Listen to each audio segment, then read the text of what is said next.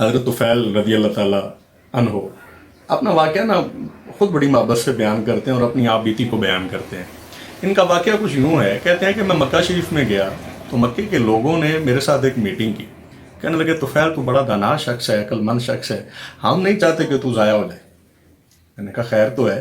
کہنے لگے خیر نہیں ہے، ایک ہاشمی جوان ہے جس کا نام محمد ہے صلی اللہ علیہ وسلم، بس اس کے پاس نہیں جانا، اس کی بات نہیں سننی.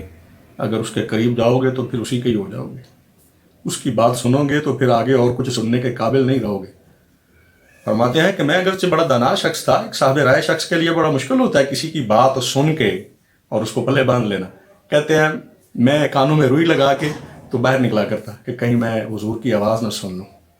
ایک دن کہتے ہیں قسمت نے یاوری کی تو حرم کے قریب میں گیا تو وہاں میرے آقا نماز پڑھ رہے تھے، تو حضور کی وہ آواز جو اللہ نے میرے کانوں تک پہنچانی تھی، تو جب سرکار کی اس آواز کو میں نے سنا اور وہ آواز میرے کانوں تک پہنچی تو میں نے کہا طفیل تو بڑی غلط فہمی میں ہے. وہ طفیل کہتے ہیں جب روح اور جسم کا رشتہ میرا بحال ہوا اور میں اپنے ہوش و حواس میں آیا تو میں قدموں میں گرا اور میں نے گر کے کہا نازنین آقا حضور مہربانی فرمائے، پہلے بڑے دن گزر گئے اور بڑی دیر ہو گئی ہے، لوگوں نے عجیب عجیب قسم کے شبے ڈال رکھے تھے اور عجیب عجیب باتوں میں الجھایا ہوا تھا. میرے آقا کرم کرے اور مجھے بھی غلامی میں قبول فرمائے، اس سونی زلف کا مجھے بھی قیدی کر لیں.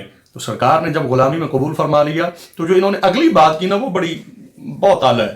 کہنے لگے میرے آقا میں نے اپنی قوم میں جب واپس جانا ہے، اپنے علاقے میں واپس جانا ہے اور جا کے وہاں پر آپ کے نام کی دعائیاں دینی ہے. سرکار نے فرمایا بہت اچھا، ٹھیک ہے، جاؤ اپنے علاقے میں اور بتاؤ کہ ہم نبی ہیں، اللہ ایک ہے.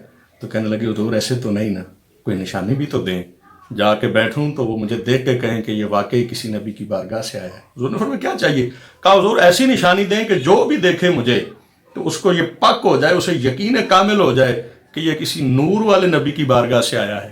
سرکار نے چہرے پہ ہاتھ لگایا تو حضرت طفیل کہتے ہیں حضور نے ہاتھ مبارک ہٹایا تو میری اس پیشانی کے اندر نور پیدا ہو چکا تھا. سیاہ تاریک رات میں میری پیشانی میں نور چمکتا تھا.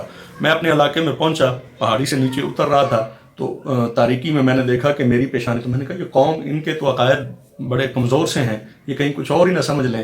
تو اب میں نے اترتے ہوئے یہ دعا کی یا اللہ اس نور کو کسی اور جگہ منتقل کر دے.